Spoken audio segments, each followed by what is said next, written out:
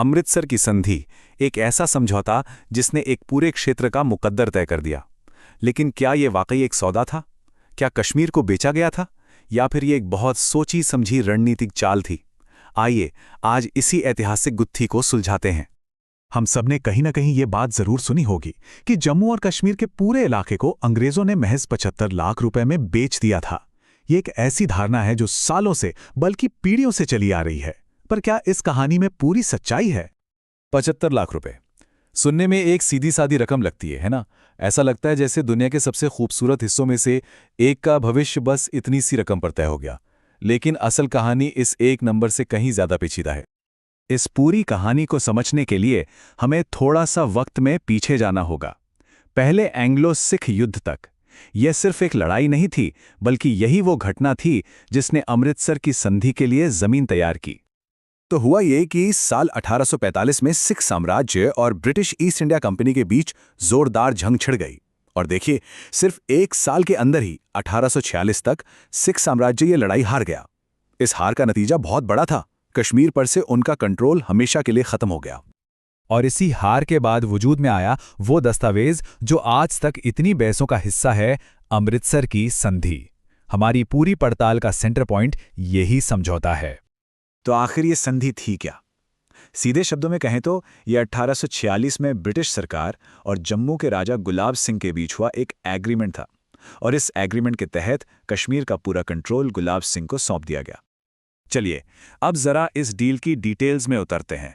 तारीख थी 16 मार्च 1846। एक तरफ थे अंग्रेज और दूसरी तरफ राजा गुलाब सिंह। लेन देन था कश्मीर के कंट्रोल का, और इसके बदले में 75 लाख नानकशाही रुपए दिए गए। ये नानकशाही रुपए उस वक्त सिख साम्राज्य में चलने वाली करेंसी थी। लेकिन रुकिए, कहानी सिर्फ इस पैसे के लेन देन पर खत्म नहीं होती। असल खेल तो कुछ और ही था। दरअसल ये एक बहुत बड़ी जियोपॉलिटिकल शतरंज की चाल थी, और इसका असली मकसद था एक रणनीतिक बफर स्टेट बनाना। तो यहां हमें दो बिल्कुल अलग अलग नजरिए मिलते हैं। एक तरफ है बेचे जाने वाली कहानी, जो इसे बस एक जमीन के सौदे की तरह देखती है, और दूसरी तरफ है रणनीतिक हकीकत, जो ये बताती है कि ये अंग्रेजों का एक सोचा समझा पॉलिटिकल मूव था, क्योंकि वो खुद कश्मीर पर डायरेक्ट हुकूमत करना ही नहीं चाहते थे।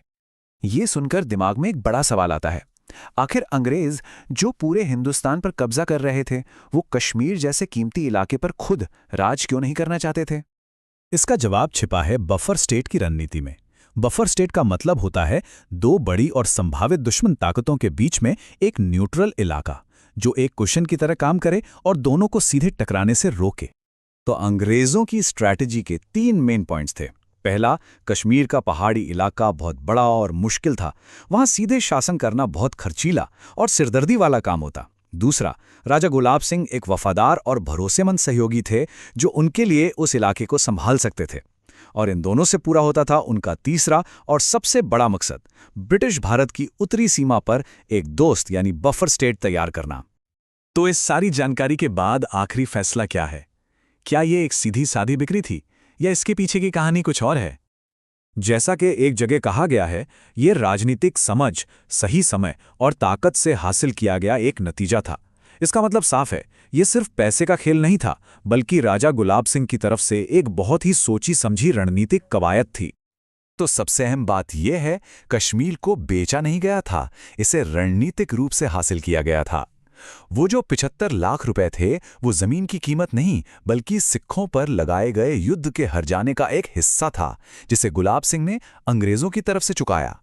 ये एक जटिल राजनीतिक समझौता था, कोई जमीन का सौदा नहीं। और यहीं से हमें सबसे बड़ा सबक मिलता है कि इतिहास अक्सर नारों और हेडलाइंस से कहीं ज्यादा पेचीदा होता है। किसी भी घटना की पूरी सच्चाई जानने के लिए हमें सतह के नीचे छिपे असली मकसद और रणनीतियों को समझना ही पड़ता है।